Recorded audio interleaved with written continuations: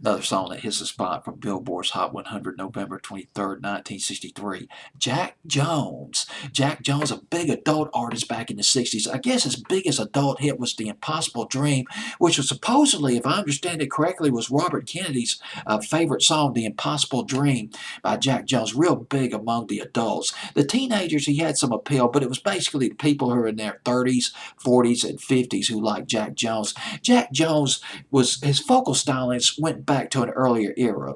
It was 50s and 60s, but probably reminded the people who were in their 40s in the 1960s of Frank Sinatra, the vocal stylings of Bing Crosby, and taking them back to the 30s and 40s when they were growing up during the Great Depression, and then there was World War II, and then you get into the post-war years of the late 40s and early 50s.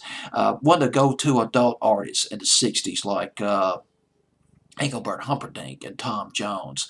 These were the artists that that they liked, that the 42-year-olds, the 35-year-olds that they liked, they couldn't stand the Beatles. They couldn't stand Steppenwolf. The Supremes they probably tolerated, but not really their cup of tea. But Jack Jones hits the spot. Wives and Lovers at number 47 the week of November the 23rd, 1963 is written by Burt Bacharach and Hal David. The song I guess by today's standards is a bit old-fashioned, maybe not politically correct, but remember, this is a totally different era back in 1963 when most women were housewives back then as opposed to being in the workforce as they are today.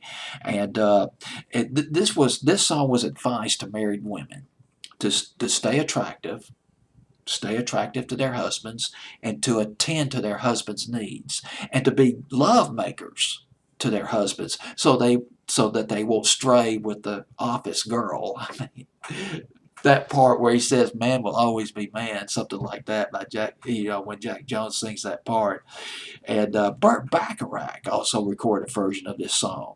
The guy who co-wrote it, he recorded it with an orchestra, and it was a B-side of Trains and Boats and Planes, a beautiful record that was later redone by Billy J. Kramer and the Dakotas, British invasion group, but it was a hit by Dionne Warwick in 1966, the version of Trains and Boats and Planes. God, now that's another Lost 45 that hits the spot. Beautiful record.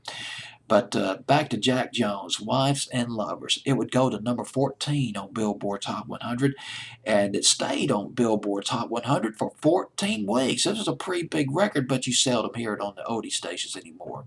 This is probably a type of record that John Kennedy would have gotten into.